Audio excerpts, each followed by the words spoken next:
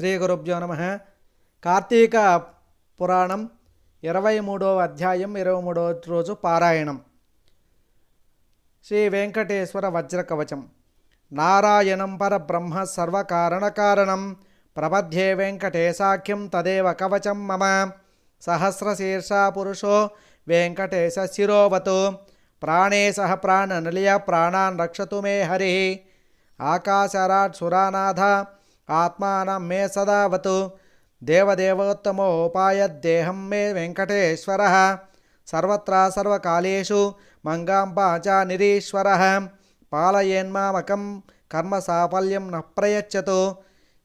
ఏతద్వజ్రకవచమభేద్యం వెంకటేశితుః.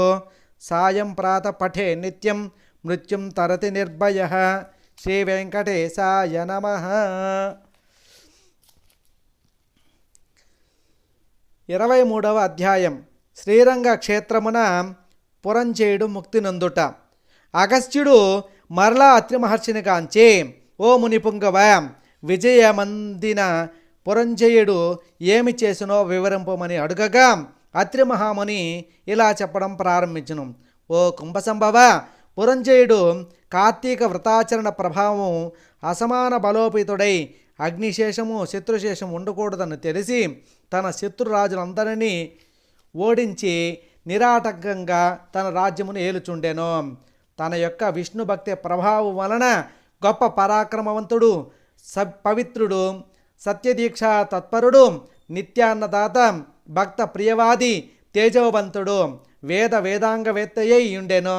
మరియు అనేక శత్రువులను జయించి దశ దిశలా తన అఖండ కీర్తిని ప్రసరింపజేసెను.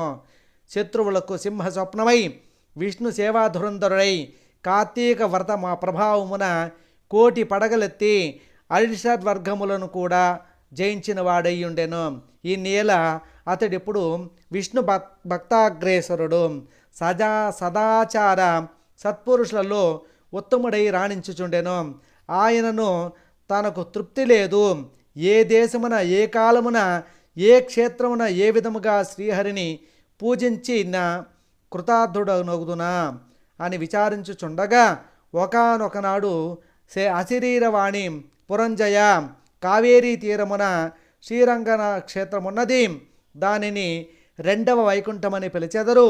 నీ వచట కేగి శ్రీరంగనాథ స్వామిని అర్చింపుము. నీవి సంసార సాగరమును దాటి మోక్షప్రాప్తి నొందుదువు అని పలికెను.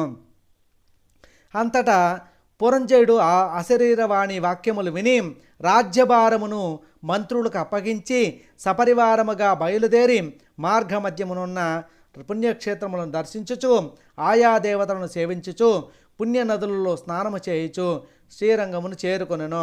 అక్కడ కావేరి నది రెండు ప్రాయలై ప్రవహించుచుండగా మధ్యనున్న శ్రీరంగనాథాలయమున శేషశయ్యపై పవలించియున్న శ్రీరంగనాథుని గాంచి పరవశమంది చేతులు జోడించి, దామోదర, గోవింద, గోపాల, హరే కృష్ణ, వాసుదేవ, అనంత, అచ్యుత, ముకుంద, పురాణ పురుష, హృషికేశ, ద్రౌపదీ మానర సంరక్షక, దీన జన భక్త పోష, ప్రహ్లాద వరద, గరుడధ్వజ, కరివరద, పాహిమాం పాహిమాం, రక్షమాం రక్షమాం, దాసోహం పరమాత్మ దాసోహం అనే విష్ణు స్తోత్రమును పఠించి కార్తీక మాసమంతయు శ్రీరంగమునందే గడిపి తదుపరి సపరివారముగా అయోధ్యకు బయలుదేరెను.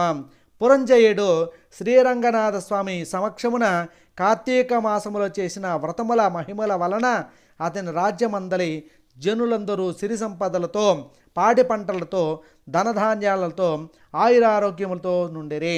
అయోధ్య నగరమున దృఢ తర ప్రాకారములు కలిగి, తోరణ యంత్రద్వారములు కలిగి, మనోహర గృహ గోపురాదులతో చతురంగ సైన్య సంయుతమై ప్రకాశించుచుండెను.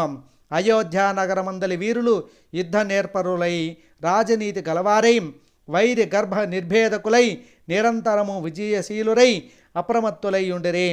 ఆ నగరమందలి అంగనామనులు, హంస గజగామినులు, పద్మ పత్రాయతాలోచనులై విపుల శోణీత్వము, విశాల కటిత్వము, సూక్ష్మ మధ్యత్వము, సింహ కుచిపీనత్వము కలిగి రూపవతలనియు, శీలవతనియు, గుణవతలనియు ఖ్యాతి కలిగి ఉండిరి. ఆ నగరమందలి వలయాండ్రు నృత్య గీత సంగీతాది కళా విశారదలై ప్రౌఢులై వయోగుణ లోపలావణ్య సంపన్నులై సదామోహన హంసాలంకృత ముఖశోభితలయ్యుండిరి. ఆ పట్టణ కులాంగనులు పతి శుశ్రూషా పరాయణులై